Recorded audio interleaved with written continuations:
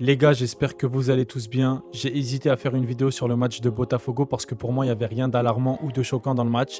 Mais je lisais des trucs de la part de certains, c'est une dinguerie. Au final, on est qualifié, premier du groupe, on a battu Seattle. L'Atlético a battu Botafogo, donc tout va bien. Là, on va parler des deux matchs de poule, de la qualification et il y aura avant le match de dimanche une autre vidéo. N'hésitez pas à vous abonner pour la force. Bon, je pense qu'on est tous d'accord pour dire que ce soit Botafogo ou Seattle que les matchs étaient ennuyants. Maintenant, c'est tout à fait normal pour plusieurs raisons. Déjà, sur le match de Botafogo, ce que j'ai vu circuler sur les réseaux, les journalistes et tout, c'est n'importe quoi. Jusqu'à sur DAZN, il y avait écrit avant le match contre Seattle comment le PSG doit retrouver son efficacité. Donc tu fais 5-0, 4-0, tu perds 1-0, ça y est, on est en crise. Les gars, sérieux, je vois beaucoup de personnes faire des raccourcis de fou. Si j'ai pas fait de débrief à chaud, c'est parce qu'en vrai, tout était simple. On a perdu 1-0 contre Botafogo et les raisons sont évidentes pour tous ceux qui ont vu le match. Pas besoin d'avoir 2000 de QI football pour comprendre. Maintenant, oui, tu peux être déçu sur le match, sur l'attitude peut-être, mais même là-dessus, je suis sur la réserve. Derrière, faut pas tout remettre en question. Botafogo a super bien joué son coup. Et là, premier point, j'en vois certains critiquer le PSG en mode champion d'Europe et sa perte contre Botafogo. Mais vous avez oublié qu'avant le retour contre Arsenal en Champions League, on avait aussi perdu des matchs en Ligue 1 contre Strasbourg, Nice. Et du coup, ça veut dire quoi? Qu'on ne pouvait pas gagner la Ligue des Champions? Bah pourtant, on l'a gagné et en mettant 5 buts à l'Inter. Donc s'il vous plaît, dans un match, il peut tout se passer. Et en 90 minutes, tout le monde peut battre tout le monde. C'est le football. C'est sur la durée de la compétition que tu peux jauger et juger une équipe. Ensuite, il y en a beaucoup, vous n'avez pas regardé le match parce qu'il était à 3h du matin. Et vous avez vu la défaite et vous avez parlé. Mais Botafogo, j'étais choqué de leur solidité défensive. Très bonne défense, très solide. Franchement, sans faire le mec, je crois que c'est l'une des équipes qui nous a le plus mis en galère défensivement cette saison. Des équipes qui font bloc bas, on en a vu plein. Mais là, c'était à un autre niveau. On a même vu Vitinha tenter des frappes de loin parce qu'il n'y avait aucun espace. Donc au lieu de dire Paris a fait un mauvais match, il faut surtout reconnaître que Botafogo a très bien défendu. Et ça, c'est un fait. Sur leur but, ils ont de la réussite en contre-attaque et c'est comme ça. Beraldo, Pacho, c'est un duo qui n'a pas beaucoup d'automatisme ensemble. Il y a eu une erreur, c'est pas la fin du monde, les deux progressent encore et il faut pas oublier qu'on est rentré avec l'équipe B. Luis Enrique a fait un choix, soit tu mets l'équipe type pour sécuriser la qualif, soit tu fais tourner parce que les joueurs sont cramés après une saison énorme de 60 matchs. Là où les Brésiliens ont fait beaucoup moins de matchs et ça se voyait à l'intensité. Moi par exemple, j'ai vu Achraf Hakimi dans les deux matchs cramé comme jamais. Il avait du mal à répéter les efforts, il se faisait prendre de vitesse sur certaines actions. Certains joueurs avaient peut-être l'attitude mais plus d'énergie. Et il faut être honnête, peut-être qu'il y a aussi une petite sous-estimation de l'adversaire. On sort de gros matchs contre l'Inter, contre l'Atlético. Inconsciemment, ça joue pas comme si tu devais absolument gagner. Ce sont des humains. Et on a vu la différence d'attitude contre Seattle. Par contre, dans l'intensité, c'était pareil. Les joueurs ont du mal à répéter les efforts. Et si vous vous attendiez à un contre-pressing comme au début d'année, c'est mort. Les joueurs sont KO et ça se voit. Ajoutez à ça le climat, chaleur, humidité, le terrain de mauvaise qualité. Même Luis Enrique l'a dit en conférence de presse. On dirait que la balle, elle saute comme un lapin. Et je sais pas, vous avez pas remarqué, il y avait beaucoup de déchets sur les passes. Même des joueurs comme Désiré Doué qui ont l'habitude d'être propres, bah parfois, c'était grave brouillon. Tandis que les Brésiliens, ils ont l'habitude de jouer dans ces conditions. Il n'y a qu'à voir sur les autres groupes, il y a 4 équipes brésiliennes qui sont en tête sur 4. C'est pas un hasard. Pour en revenir au match contre Botafogo, tu joues avec l'équipe B. Et après, vers la 70e ou la 60e, je me souviens plus, tu fais rentrer l'équipe A. Donc certes, c'est l'équipe A, mais tu rentres avec un contexte où ton équipe est menée au score. Une équipe qui mène et qui défend 11 derrière, c'est très compliqué à bouger.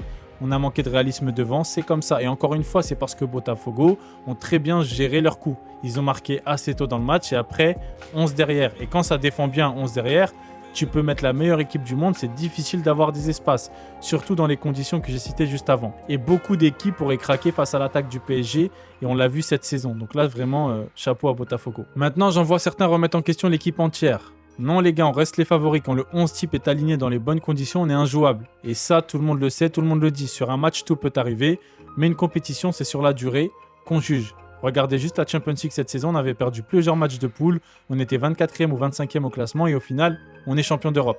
J'ai vu aussi des critiques individuelles sur des joueurs et ça c'est encore pire que de critiquer l'équipe.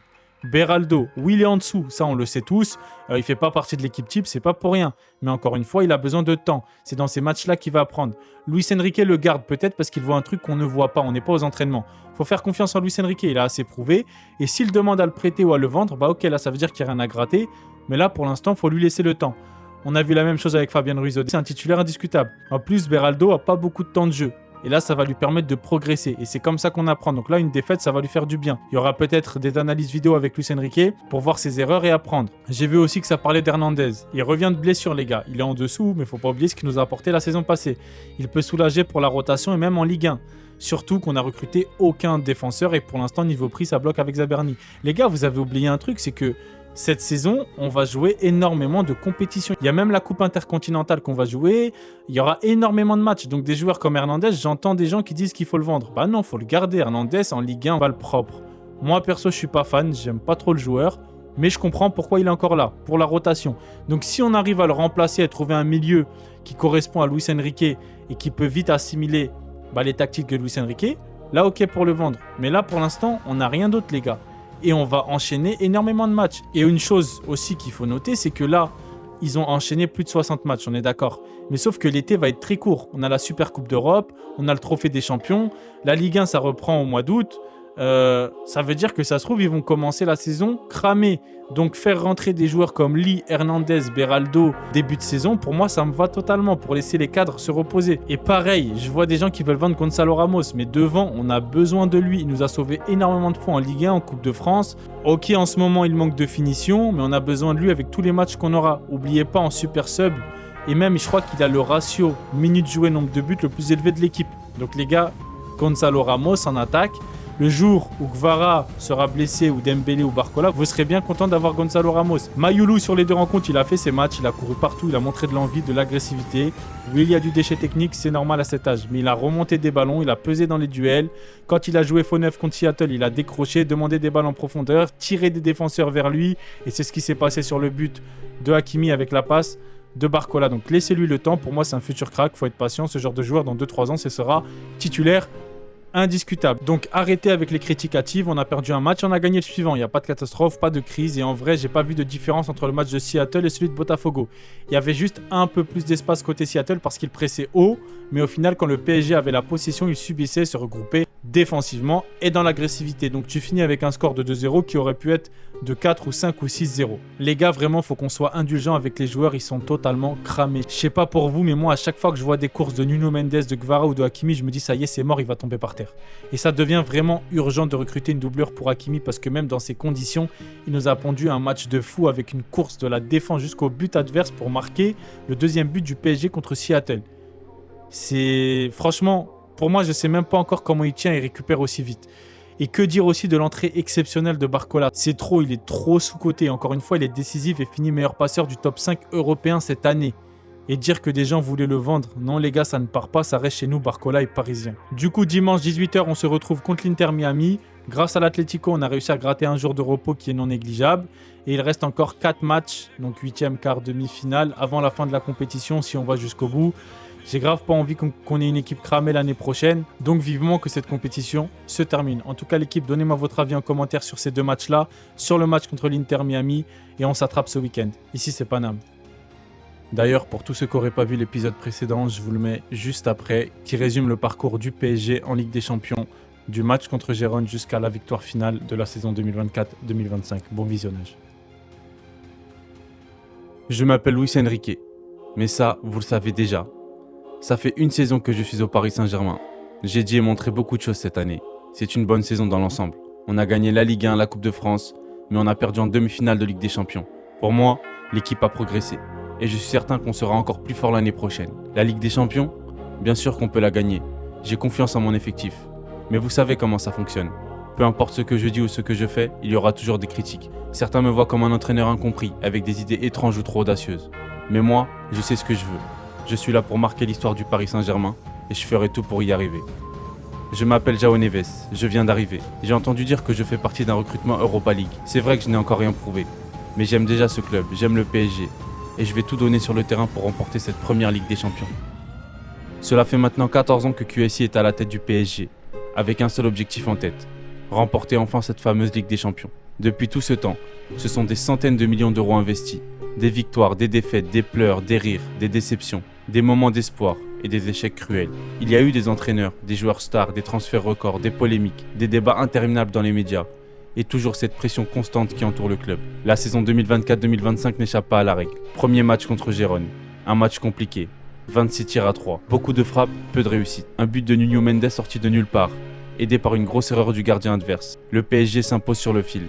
Mais ce match a fait sentir aux supporters que la saison va être longue, très longue, sans star, sans Mbappé, qui vient tout juste de quitter le club. Beaucoup commencent déjà à parler d'un PSG en route pour l'Europa League. Face à cette situation, Deux réactions se dessinent parmi les supporters. D'un côté, ceux qui font confiance à Luis Enrique.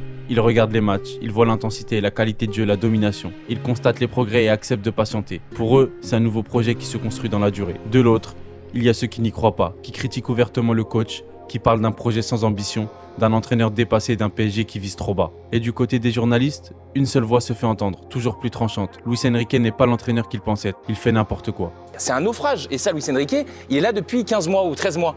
Ben pour moi, il en est comptable. Après, voilà. Jamais un entraîneur version Qatari n'a eu autant de pouvoir que lui. Donc soit ce postulat de départ est faux, soit il subit le recrutement. T'as vécu dans les réunions? Non mais si, on sait pas ça. Non mais si vous me dites Samir, si vous me dites il subit le recrutement, s'il est pris en otage par le recrutement de Campos, je veux bien aller dans ton camp. Je crois pas que ce soit ça la réalité. Là, avant, on se dit qui va marquer, le gardien, il n'est pas bon, les défenseurs, on ne sait pas, les milieux de terrain, ils n'ont pas le niveau. Rendez-vous compte, tout en ayant investi, c'est l'autre fois, Gauthier en parlait, je crois que c'est le 3e club qui a le plus investi, pas il y a 10 ans, cet été encore. Donc Désiré Doué, il sert à quoi? Il est où? Je m'appelle Désiré Doué, je viens de Rennes, et mon objectif est de marquer l'histoire du Paris Saint-Germain. Je vais tout faire pour que ça arrive. Je sais que je suis jeune et que je n'ai jamais joué la Ligue des Champions. Presque personne ne me connaît. Mais c'est important pour moi de travailler et de montrer mes qualités sur le terrain pour représenter au mieux le Paris Saint-Germain et pourquoi pas rentrer dans l'histoire. Personne, à cet instant, ne s'imaginait que les 3 points pris contre Gérone allaient devenir très importants pour la suite de la compétition.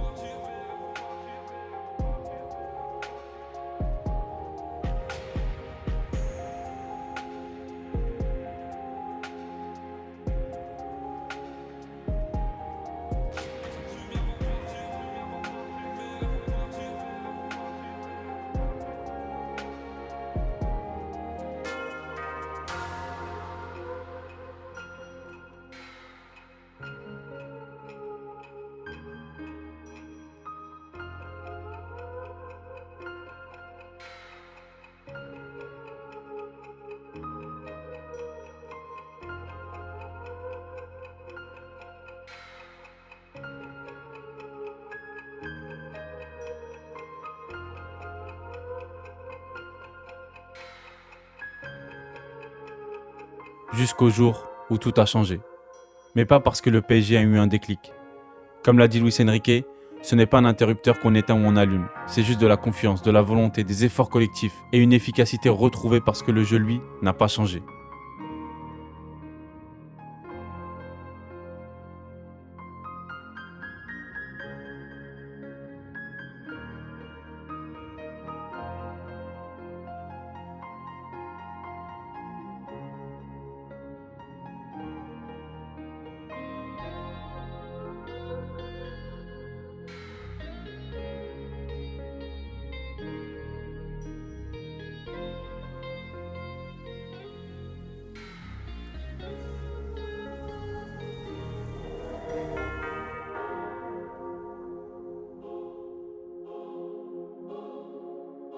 Je m'appelle Bradley Barcola. J'ai déjà passé une saison à Paris. Je me sens bien ici et j'aide l'équipe de la meilleure des manières. Je sais qu'on m'appelle Bambi et qu'on me reproche parfois mon manque d'efficacité. Mais je continue de travailler et je sais que je vais apporter à l'équipe de par mes déplacements, mes passes décisives et aussi m'améliorer devant le but.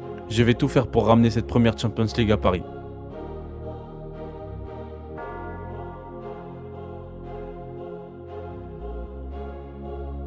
Après ce match contre Manchester City, tout s'est accéléré. Le Paris Saint-Germain tombe contre Brest, en barrage. Mais soyons honnêtes, ce n'est pas vraiment un match difficile. Marquer 7 buts contre Brest? Facile, évidemment. Aucun club du top 8 européen ne pourrait encaisser une telle humiliation, pas vrai? Aucun. Vraiment aucun. Et ensuite, le PSG affronte Liverpool. Et là, tout le monde s'accorde. C'est terminé pour Paris, City était affaibli, Liverpool est numéro 1. Cette fois, c'est la fin. Comme d'habitude, rien d'étonnant. Paris est minimisé.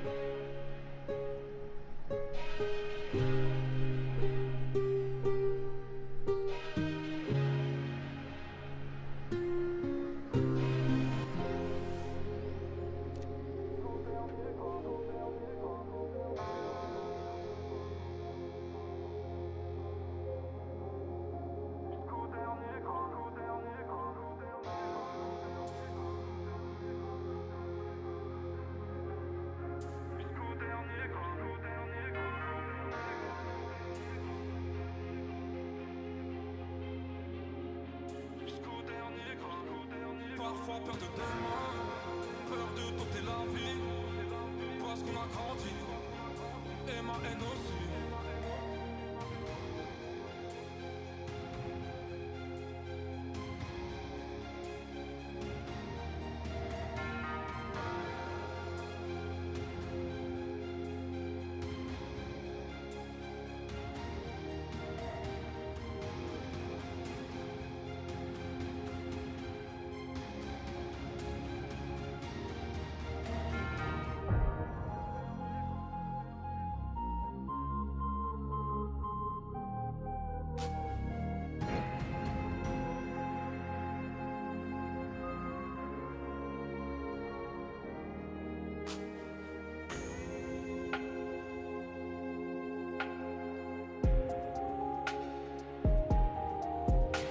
Je m'appelle Gianluigi Donnarumma.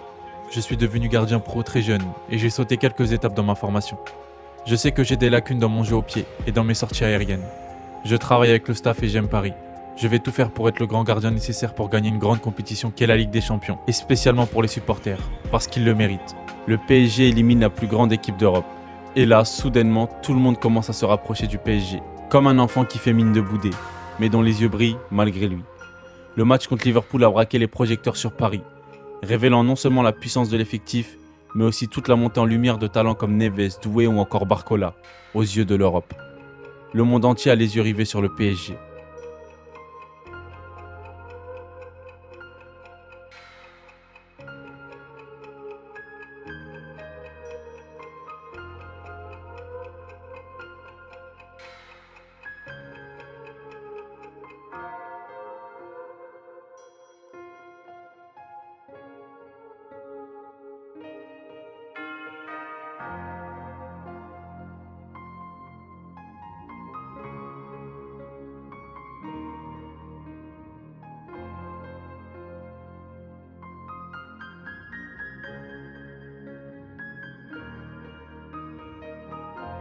Aston Villa, le match piège par excellence. Mais contrairement au début de saison, tout le monde retourne sa veste.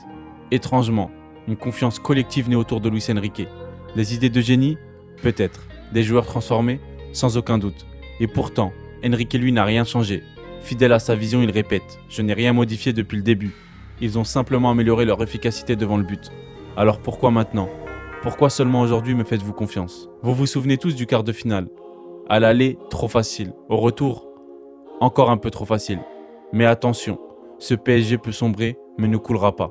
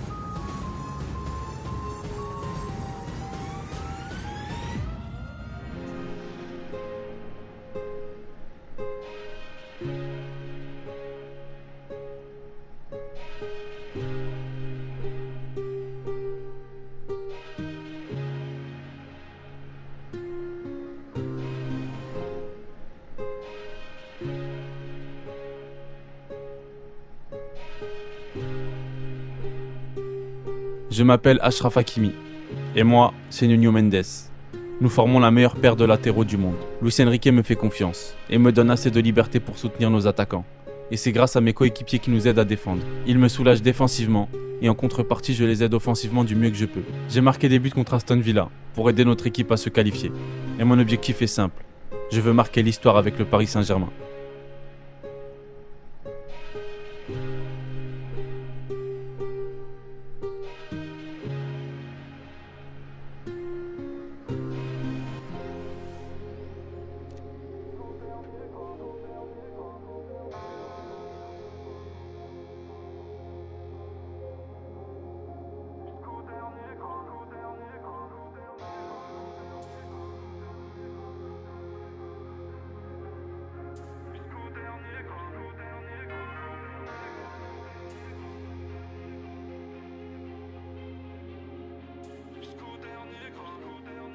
Parfois peur de demain, peur de tenter la vie, parce qu'on a grandi, et ma haine aussi.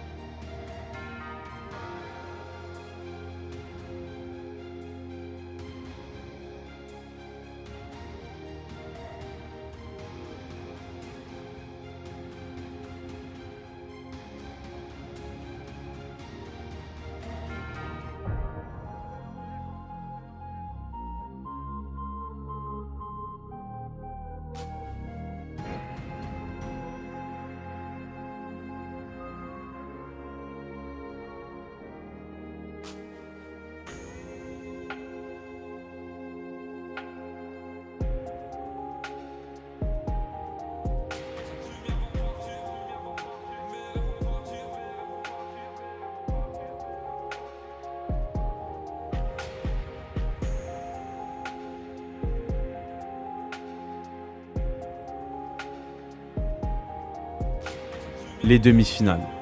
Arsenal-PSG. Une revanche pour le Paris Saint-Germain. Mais c'est presque trop facile. Un match aller sans encaisser de but à l'Emirates et 2 victoires sur les 2 confrontations.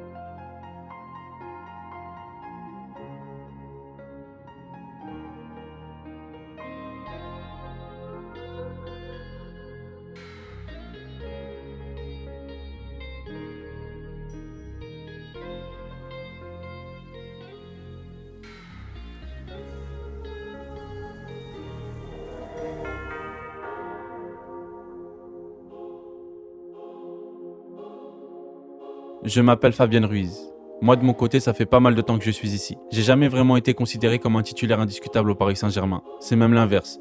Beaucoup de critiques, mais le coach m'a fait confiance. Et il me l'a dit, que si j'écoute ce qu'il me dit, je progresserai. Et je serai titulaire indiscutable dans le milieu du Paris Saint-Germain. En tout cas, je pense que je progresse et je donne tout sur le terrain pour que Paris puisse gagner tous les trophées cette saison, dont la Ligue des Champions.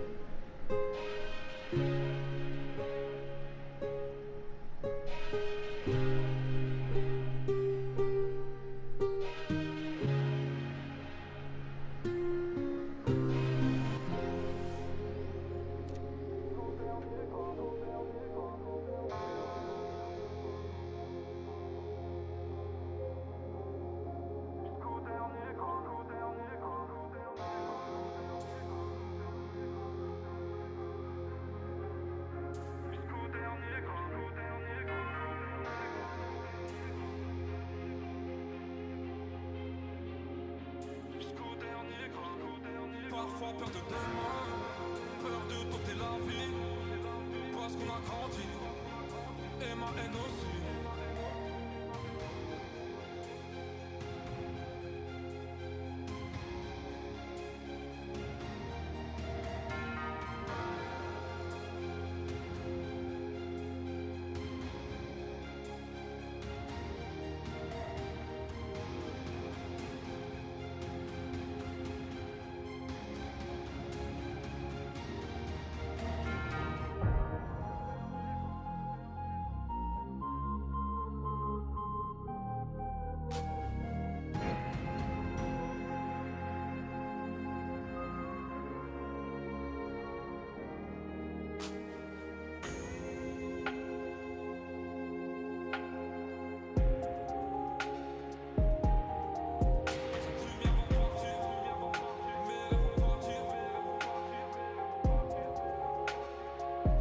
Cette fois, l'Europe n'a pas les yeux rivés sur le PSG.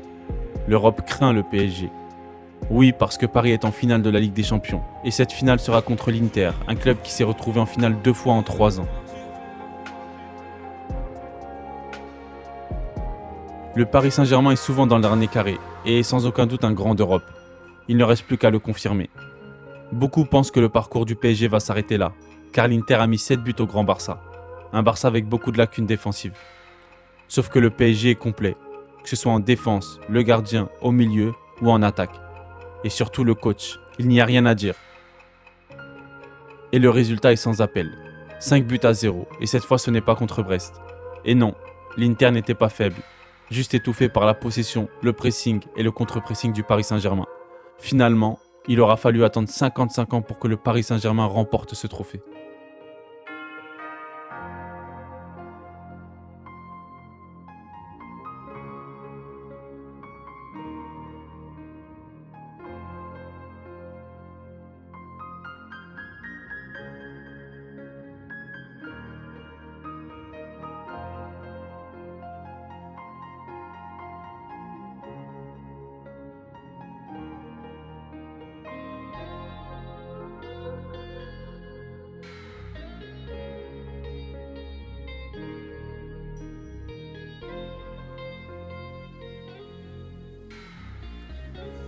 Je m'appelle Marquinhos, Beraldo, Pacho, Hernandez, Safonov, Tenas, Zaïre Emery, Mayulu, Vitinha, Kangingli, Kvaratskhelia, Gonzalo Ramos, Ousmane Dembélé Ballon d'Or.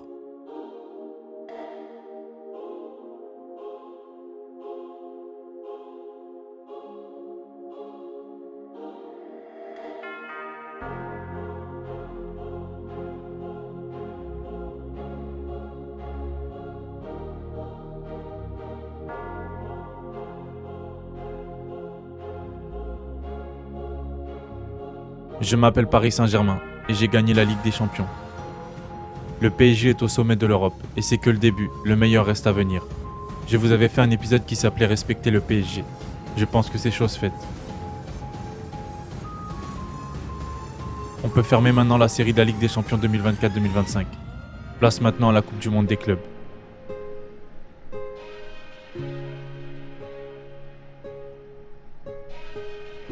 Je m'appelle supporter parisien et ici c'est Paname.